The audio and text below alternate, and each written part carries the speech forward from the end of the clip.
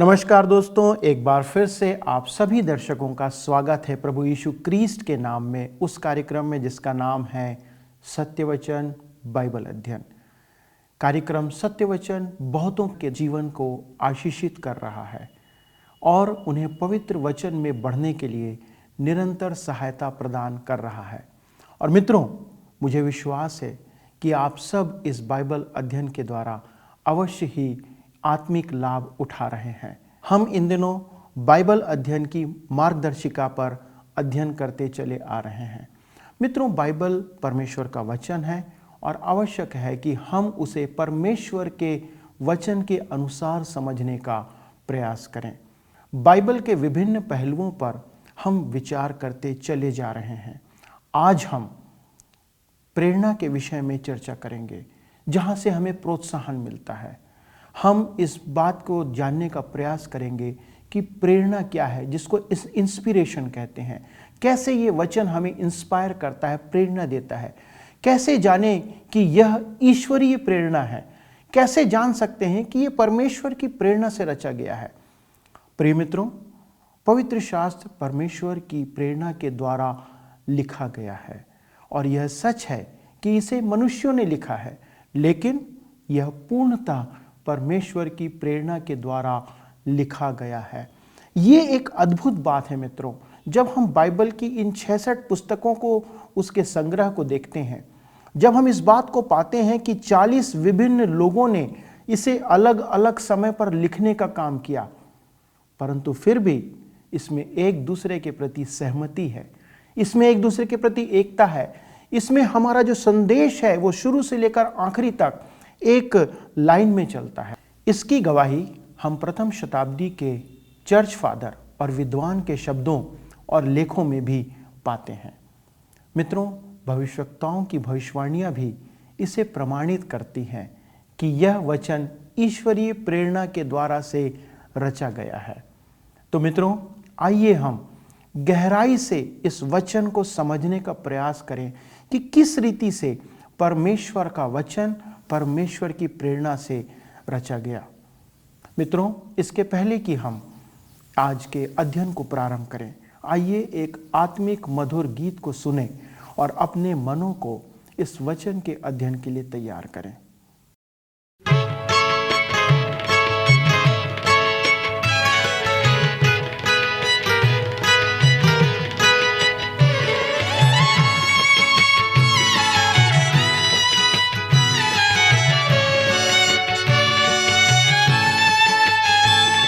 बुलाता है मसीह, सुन तू उसकी आवाज़, देगा जीवन नया, रखेगा कदमों के पास।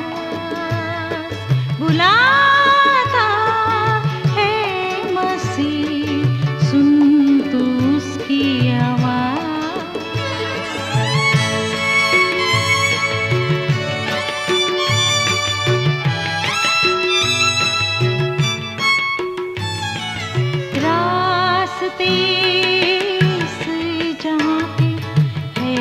बहुत ही कठिन राह दिखाता है मसीह, तेरे गमों को छीन। उस राह पर तू चले तो जीवन होगा सफल।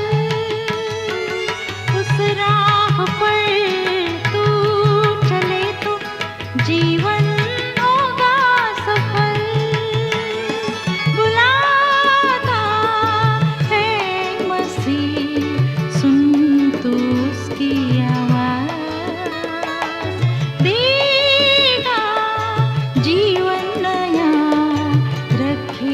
कदमों के पास।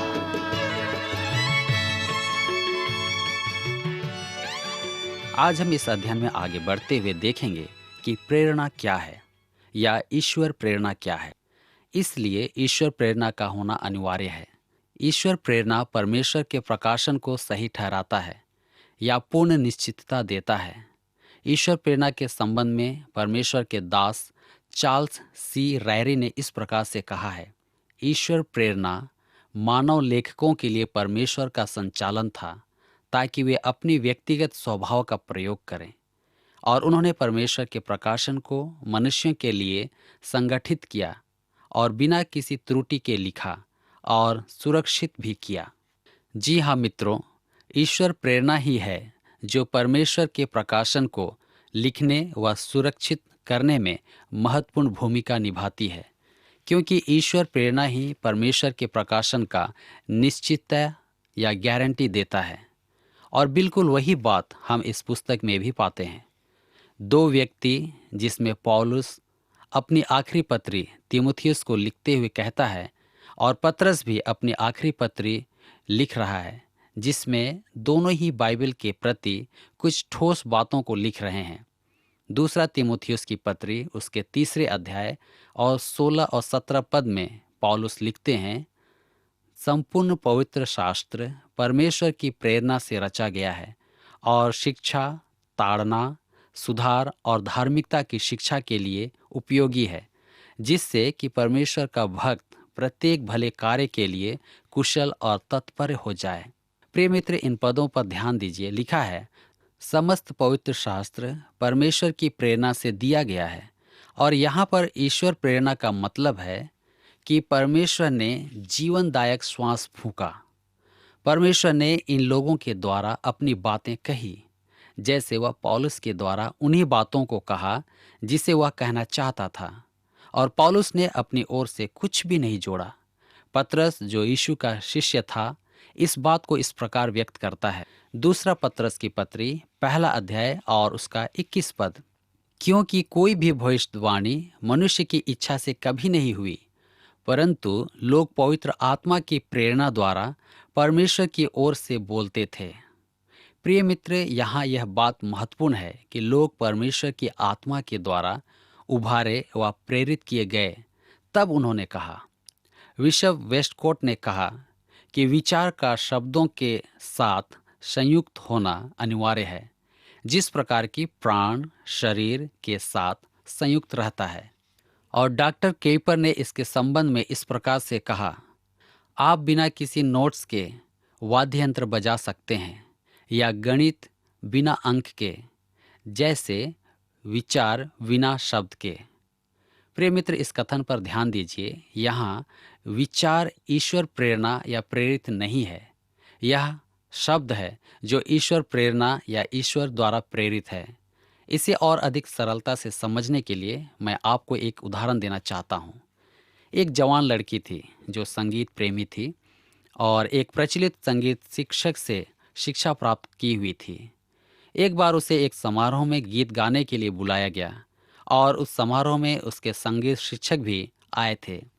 गीत गाने के पश्चात वह अपने शिक्षक से प्रशंसा के शब्द सुनने के लिए व्याकुल थी, अर्थात वह अपने शिक्षक की प्रतिक्रिया जानना चाहती थी, परंतु वे उसे बधाई देने नहीं आए।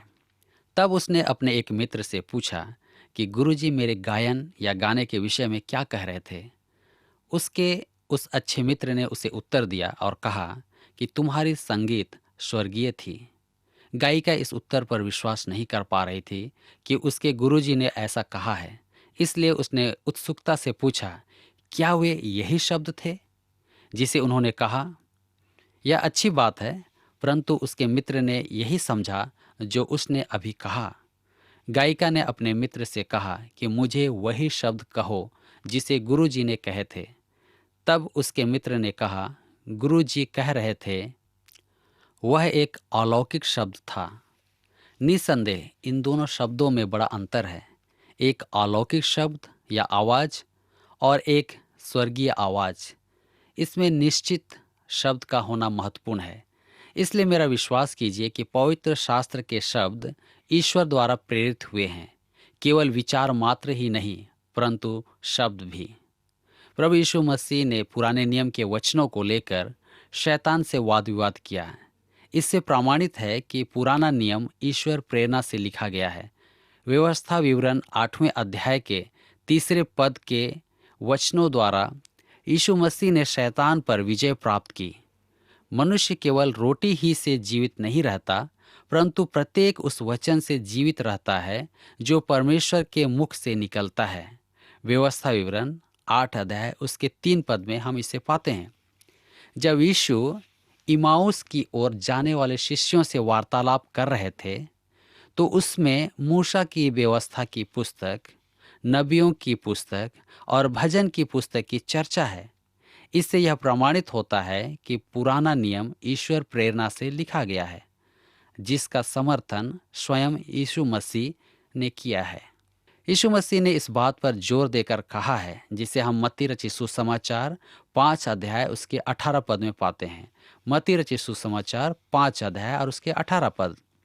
क्योंकि मैं तुमसे सच कहता हूँ, जब तक आकाश और पृथ्वी टल न जाए, व्यवस्था में से एक मात्रा या बिंदु भी जब तक कि सब कुछ पूरा न हो जाए नहीं टलेगा। और कई बार यीशु मसीह कहते हैं, ऐसा लिखा है। प्रिय मित्र, शैतान झूठ बोलने के लिए प्रेरित नहीं हुआ, किंतु पवित्र बाइबल बताती है कि उसने झूठ बोला। कहने का मतलब है, सिर्फ शब्द ही ईश्वर प्रेरणा से दिया गया है, जिसे लेखकों ने लिखकर सुरक्षित कर लिया। परमेश्वर के दास मूसा ने निर्गमन की पुस्तक उसके 20 अध्याय और उसके 1 पद में लिखा है। निर्गमन 20 उसके 1 पद में लिखा है, तब परमेश्वर ने ये सब वचन कहे। जी हाँ, यह परमेश्वर ही था जिसने बोला, और मूसा ने उन वचनों को लिखा जिसे परमेश्वर ने उसे लिखने को कहा। पिछले कई वर्षों में पवित्र शास्त्र के कई महत्वपूर्ण हस्तलिपियों की खोज की गई है, और इस हस्तलिपि के संबंध में बातें करें तो ब्रिटेन के सर जॉर्ज कैनियोन, जो ब्रिटेन संग्रहालय के पूर्व अध्यक्ष और प्रधानाध्यापक थे, उन्होंने इस प्रकार कहा, इन हस्तलिपियों के लिए धन्यवाद, क्योंकि एक साधारण व्यक्ति जो पवित्र बाइबल को पढ़ता है तो लिखे गए वचन के द्वारा वह शांति महसूस करता है, सिवाय कुछ अमहत्वपूर्ण मौखिक क्रमांतरण के। हाथ से लिखी गई प्रतिलिपि एक सामान्य पुस्तक के जैसे ही है। नया नियम, जिसमें हम भरोसा महसूस करते हैं, एक सबूत के तौर पर उतर आया है। आज हम इस बात का भरोसा कर सकते हैं कि हमारे पास वो वस्तु है जो उस समय के हस्तलिपि के बहुत करीब है, और जो कुछ भी उस समय उसके नज़दीक था वह इसके नज़दीक है। मैं मौखिक, पूर्ण ईश्वर प्रेरणा और निजी पांडुलिपि में विश्वास करता हूँ। मित्रों, दूसरे शताब्दी के चर्च फादर इरानियस ने लिखा है, पवित्र शास्त्र वस्तुतः परिपक्व है, जो परमेश्वर के वचन के द्वारा और पवित्र आत्मा के द्वारा अधिक बोले जाते हैं। 5वीं शताब्दी में अगस्तीन ने कहा, इसलिए आओ हम अपने आप को समर्पण करें और पवित्र शास्त्र के अधिकार को स्वीकार करें, जो हमें न तो हानि और न ही धोखा दे सकता है। और आगे स्पर्जन ने भी इस प्रकार से कहा है, मैं मौखिक, पूर्ण और ईश्वर प्रेरणा के सिद्धांत पर कभी भी संदेह नहीं कर सकता। मैं इसे अटल और वास्तविक व्यवहार में देखता हूँ कि कैसे परमेश्वर के वचन के प्रयोग के द्वारा परमेश्वर आनंदित होते हैं। यहाँ पर एक वचन के स्थान पर बहुवचन का प्रयोग हुआ है, ताकि मनुष्यों की आत्मा को शांति व आशीष मिले। परमेश्वर इस पुस्तक से बातें करता है, हमारे हृदय से और हमारे जीवन से भी बातें करता है। प्रिय मित्र, प्रेरितों ने भी पूर्ण रूप से विश्वास किया कि पवित्र बाइबल ईश्वर प्रेरणा से लिखा गया है।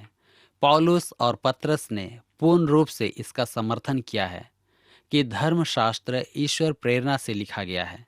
इसके अलावा पुराना नियम में लिखी हुई बातों का नए नियम में पूर्ण समर्थन किया गया है। उदाहरण के लिए हम कुछ पुराने नियम की बातों को लेते हैं जो नए नियम में समर्थन के तौर पर उपयोग किए गए हैं, जैसे जल प्रलय, जो उत्पत्ति 7 अध्याय में है, और मत्ती रचित सुसमाचार 24 अध्याय उसके 39 पद में भी है। इब्राहिम का जन्म, जिसे हम उत्पत्ति 11 अध्याय और नया नियम में लूका रचित सुसमाचार 3 अध्याय के 34 पद में पाते हैं। और उसी प्रकार से आगे इब्राहिम की बुलाहट, जो हमें उत्पत्ति 12 और 13 अध्याय में मिलता है, और नए नियम में इब्रानियों की पत्री उसके 11 अध्याय और 8 पद में। दानियल का सिंहों के मान में या गुफा में डाला जाना दानियल की पुस्तक 6 अध्याय में और नए नियम की पुस्तक इब्रानी 11 अध्याय उसके 33 पद में पाए जाते हैं। प्रिय मित्र, इसी प्रकार बाइबल में नगरों एवं राष्ट्रों तथा अन्य अनेक विषयों के लिए जो भविष्यवाणी की गई है उनकी पूर्ति होना ईश्वरीय वचन का जीवित प्रमाण है। चर्च फादर्स ने विश्वास किया कि धर्मशास्त्र परमेश्वर की आत्मा की प्रेरणा से रचा गया है। रोम के क्लेमेंट ने भी बाइबल को परमेश्वर का वचन स्वीकारा। इरानियुस ने धर्मशास्त्र के विषय में कहा है कि यह विश्वास का खंभा है। पुरातत्व विभाग के लोगों ने यह मान लिया है। अदन की वाटिका का स्थान मेसोपोटामिया की वादी में फरात तट पर था। उनका कहना है कि एक युग में यह इलाका सभ्यता का केंद्र बिंदु था। उत्पत्ति 5वें अध्याय में पाए जाने वाले दीर्घायु मनुष्यों, नूह के जल प्रलय, इब्राहिम का जन्मस्थान, सदोम अमोरा का नाश आदि बातें विलियम अल्ब्राइट एवं उनके साथियों ने खोज निकाली। इसके अतिरिक्त यरीहो नगर, शाऊल, दाऊद, सुलेमान आदि राजाओं के विषय में और इस्राएलियों की बाबुल की बंधुआई के विषय और अन्य बातें पुरातत्व शास्त्रियों ने पता लगा ली है। प्रिय श्रोता, आप जो इस कार्यक्रम को सुन रहे हैं, आप में से भी अनेक लोगों ने नूह के जहाज संबंधी जानकारी को पढ़ा और सुना होगा, जो कुछ ही समय पूर्व दी गई थी। अर्थात मैं आपको यह बताना चाहता हूं कि पुरातत्व विभाग भी पवित्र बाइबल के समर्थन में है कि यह ईश्वरीय प्रेरणा द्वारा लिखा गया है, क्योंकि जो कुछ भी लिखा है वह सत्य है। इसका भी प्रमाण है जो हमें पवित्र शास्त्र के माध्यम से ही मिलता है। प्रभु यीशु मसीह जब इस संसार में थे तो उन्होंने अपने वक्तव्य में कई बार पुराने नियम की पुस्तकों के कई पदों को महत्व दिया और उसे कहकर लोगों को व शिष्यों को इस बात से अवगत कराया कि यह वचन पहले ही परमेश्वर ने पुराने नियम में प्रकट कर दिया है। लूका रचित सुसमाचार उसके 24 अध्याय और उसके 44 पद। तब यीशु ने उनसे कहा, ये मेरी वे बातें हैं जिन्हें मैंने तुम्हारे साथ रहते हुए कही थी कि उन सब बातों का जो मूसा की व्यवस्था में, नबियों तथा भजनों की पुस्तक में मेरे विषय में लिखी गई थी, पूरा होना अनिवार्य है। इस पद के अनुसार प्रभु यीशु ने अपने शिष्यों को स्मरण दिलाया कि उसके विषय में जो भी बातें पुराने नियम में, मूसा की व्यवस्था में लिखी हैं, नबियों की पुस्तक में और भजन की पुस्तक में, उन सब का पूरा होना अनिवार्य था। प्रभु यीशु के शिष्य उसकी उस शिक्षा को नहीं समझ पाए कि यीशु को मरना है और पुनः तीसरे दिन मृतकों में से जी उठना है, जिसके बारे में पुराने नियम की पुस्तकों में कही गई थी। किंतु यह भविष्यवाणी ईश्वरीय प्रेरणा से लिखी गई थी, इसलिए इसका पूरा होना निश्चित था। यहाँ पर प्रभु यीशु अपने वक्तव्य में 3 मुख्य बातों को सामने ला रहे हैं कि पुस्तक का लिखा जाना, भविष्यवक्ता की भविष्यवाणी जो उसके बारे में है, और उसका पूर्ण होना पूरे पुराने नियम को ईश्वरीय प्रेरणा की पुस्तक होने का अधिकार प्रदान करती है। जब यीशु मसीह अविश्वासी यहूदियों से अपने परमेश्वर के पुत्र होने के विषय में वाद विवाद कर रहे थे, तब उन्होंने भजन संहिता 82 और उसके 6 पद का हवाला देकर उन्हें स्मरण दिलाया, जिसे हम यूहन्ना रचित सुसमाचार उसके 10 अध्याय और उसके 34 और 35 पद में पाते हैं, जहां उसने यह भी कहा है कि पवित्र शास्त्र का खंडन नहीं किया जा सकता। इसका मतलब यह हुआ कि पवित्र शास्त्र को किसी दबाव के द्वारा उसके प्रेरणा को कम या खाली नहीं किया जा सकता, और न ही उस पर जबरदस्त गलतियां थोपने या लगाने के द्वारा गलत साबित किया जा सकता है। प्रभु यीशु सदूकियों को पुनरुत्थान के बारे स्मरण दिलाते हुए निर्गमन की पुस्तक उसके 3 अध्याय और उसके 6 पद को उनके सामने रखते हैं और थोड़ा बढ़ाकर उनसे कहते हैं, मैं इब्राहिम, इसहाक और याकूब का परमेश्वर हूँ, जो मुर्दों का नहीं परंतु जीवितों का परमेश्वर है।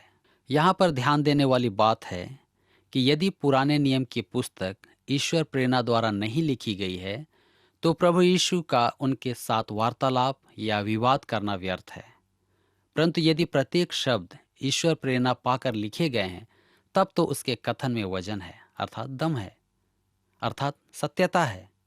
प्रभु यीशु का वक्तव्य वर्तमान काल यानी प्रेजेंट टेंस में है। निर्गमन की पुस्तक 3 अध्याय उसके 6 पद, जिसमें लिखा है मैं हूँ। यहाँ नहीं लिखा गया है मैं था, लेकिन मैं हूँ। इस पद से यह स्पष्ट होता है कि परमेश्वर मुर्दों का नहीं परंतु जीवितों का परमेश्वर है। प्रिय मित्र, इसी प्रकार से बहुत सारी बाइबल के पद हैं जो पुराने नियम में पाए जाते हैं और यीशु मसीह ने उसे वक्तव्य में उसका प्रयोग किया। जैसे व्यवस्था विवरण की पुस्तक उसके 8 अध्याय 3 पद, व्यवस्था विवरण की पुस्तक 6 अध्याय उसके 13 और 16 पद, जो हमें मत्ती रचित सुसमाचार के 4 अध्याय के 4 पद और 7 पद और 10 पद में मिलते हैं। इसी प्रकार भजन संहिता 118 अध्याय 22 पद, नए नियम की पुस्तक मत्ती रचित सुसमाचार उसके 21 अध्याय के 42 पद में यीशु ने प्रयोग किया है। प्रिय मित्र, विद्वानों का ऐसा मानना है कि यदि पुराने नियम के ये वचन परमेश्वर प्रेरणा से नहीं लिखे जाते तो यीशु इन वचनों को कदापि प्रयोग न करते और न ही कोई शिष्य इन वचनों का प्रयोग करता। परंतु यहाँ पर हम पाते हैं कि स्वयं प्रभु यीशु पुराने नियम के पुस्तकों से उन वचनों का हवाला देकर सदूकियों और फरीसियों को स्मरण दिला रहे हैं कि जो उनके बारे में लिखे गए हैं। इतना ही नहीं, यीशु के शिष्य भी पुराने नियम के पुस्तकों का प्रयोग कर रहे हैं, जिससे यह प्रमाणित होता है कि पवित्र शास्त्र ईश्वर प्रेरणा द्वारा लिखा गया है, जो जीवन को सुधारने, मार्गदर्शन देने व शिक्षा के लिए उपयुक्त है। इसे पौलुस ने दूसरे तीमुथियों की पत्री उसके 3 अध्याय और उसके 16 पद में तीमुथियुस को लिखते हुए व्यक्त किया है कि पवित्र शास्त्र ईश्वर प्रेरणा से लिखा गया है। पुराने नियम में भविष्यवक्ताओं की भविष्यवाणी, प्रभु यीशु का उन वचनों का प्रयोग करना, शिष्यों का उन वचनों पर विश्वास व स्वीकार करना, पुरातत्व विभाग का प्रमाण देना, ये सब गवाहियाँ पवित्र शास्त्र के ईश्वरीय प्रमाण होने का सबूत देते हैं कि यह सत्य है और विश्वास योग्य है कि पवित्र शास्त्र ईश्वर प्रेरणा पाकर मनुष्यों ने इसे लिखा। प्रिय मित्र, मैं समझता हूँ कि इतने सबूत हम सब के समझने के लिए काफ़ी हैं कि हम सब परमेश्वर के वचन पर पूर्ण रूप से विश्वास कर सकें। मित्रों, आज का अध्ययन आपको कैसा लगा? मैं आशा करता हूँ कि आज के अध्ययन के द्वारा आपने इस बात को जाना होगा कि कैसे परमेश्वर ने अपनी प्रेरणा के द्वारा इस वचन को लिखाने में लोगों की सहायता की, और लोगों ने जिन्होंने परमेश्वर के वचन को कलमबद्ध किया, उन्होंने उस वचन को परमेश्वर से प्राप्त किया और उसके बाद उन्होंने उन वचनों को परमेश्वर के वचन के अनुसार लिखा। और मित्रों, अध्ययन में आज हमने इस बात को भी देखा कि ईश्वरीय प्रेरणा क्या है, और चर्च के फादरों ने भी इस पर विश्वास किया और अपने लेख और शब्द प्रस्तुत किए।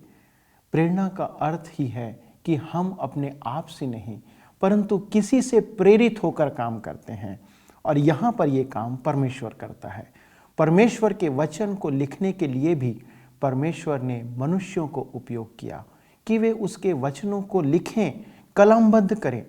और आज जो पवित्र शास्त्र हमारे हाथों में है, यह उसी की देन है कि हम उस परमेश्वर को अच्छी तरह समझें और जानें कि परमेश्वर हमसे क्या चाहता है, क्योंकि परमेश्वर हमसे संवाद करना चाहता है, परमेश्वर हमसे बातें करना चाहता है, और उसका एक माध्यम है परमेश्वर का वचन जो आपके और मेरे हाथों में है। तो मित्रों, आइए हम भी इस वचन पर विश्वास करें और अपने जीवन में उसे ग्रहण करें, ताकि हम परमेश्वर की आज्ञाओं की पूर्ति कर सकें, उसकी आशीषों को प्राप्त कर सकें, उसके बताए हुए रास्ते पर चल सकें। मित्रों, आइए हम प्रार्थना के द्वारा से आज के अध्ययन को समाप्त करें। हमारे स्वर्गीय पिता, हम धन्यवाद देना चाहते हैं कि आपने ये पवित्र वचन हमारे हाथों में दिया है।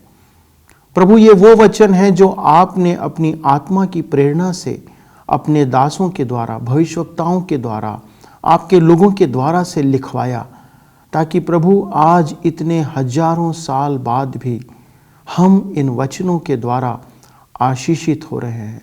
ये वचन हमारे जीवन को बदल रहा है। ये वचन हमारे जीवन में सहायता करता है कि हम आपकी इच्छा को जानें। ये वचन हमारी अगुवाई करता है कि हम आपके नियमों के अनुसार चलने पाएं। पिता, आपको धन्यवाद देते हैं कि आपने अपनी योजना के तहत इन वचनों को हमारे हाथों में दिया। हमारे सभी दर्शकों के लिए प्रार्थना करते प्रभु, यदि वो किसी रीति से इस वचन के द्वारा से प्रेरणा प्राप्त नहीं कर रहे हैं, यदि किसी रीति से प्रभु वो प्रोत्साहित नहीं हो पा रहे हैं, तो प्रभु आप सहायता करें कि हमारे जितने भी भाई और बहन इन वचनों को सुनते हैं, पढ़ते हैं, प्रभु आप उनकी सहायता करें कि वो आपके पवित्र आत्मा का सामर्थ्य प्राप्त करें, आपका पवित्र आत्मा उनकी अगुवाई करे और आपके पवित्र आत्मा के अनुग्रह में वो इन वचनों को समझने पाएं। प्रभु, हमारे सभी दर्शकों के लिए धन्यवाद देते हैं। विनती करते प्रभु, यदि वो किसी परेशानी से जूझ रहे हैं, यदि किसी बीमारी से जूझ रहे हैं, अपने अनुग्रह से प्रभु अपना हाथ बढ़ाएं और उन्हें चंगाई प्रदान करें। उनकी समस्याओं को प्रभु उनके जीवन से दूर करें कि पिता परमेश्वर आपका अनुग्रह, आपकी शांति उनके जीवन में बनी रहे। प्रभु, धन्यवाद देते हुए इस विनती को यीशु क्रिस्ट के नाम से मांगते हैं, आमीन। तो मित्रों, आज का समय यहीं समाप्त होता है। अगले कार्यक्रम में आपसे पुनः मिलूंगा, इस बात का वादा करता हूं। लेकिन आपके पत्रों का हमें इंतज़ार है, आपके ईमेल का हमें इंतज़ार है, आपके व्हाट्सएप मैसेजों का हमें इंतज़ार है, क्योंकि हम जान पाते हैं कि आपको ये कार्यक्रम कैसा लग रहा है। हम जान पाते हैं कि आपकी आवश्यकताएं क्या है। इसलिए निरंतर हमसे वार्तालाप करते रहें। तब तक के लिए धन्यवाद। हमारा आज का कार्यक्रम आपको कैसा लगा, हमें अवश्य बताएं। हमारा फोन नंबर है 9198210018 और दूसरा नंबर है 9651433397। यदि आप चाहें तो हमें मिस कॉल भी दे सकते हैं। इसके लिए हमारा नंबर है 0444908146। अगर आप ईमेल करना चाहें तो हमारा ईमेल आईडी है hindi@radio882.com। पत्र व्यवहार के लिए हमारा पता है TWR India, post box number 317, Lucknow 226001। YouTube और फेसबुक पेज पर भी आप हमसे जुड़ सकते हैं। उसके लिए आप TWR इंडिया हिंदी के द्वारा जुड़ें।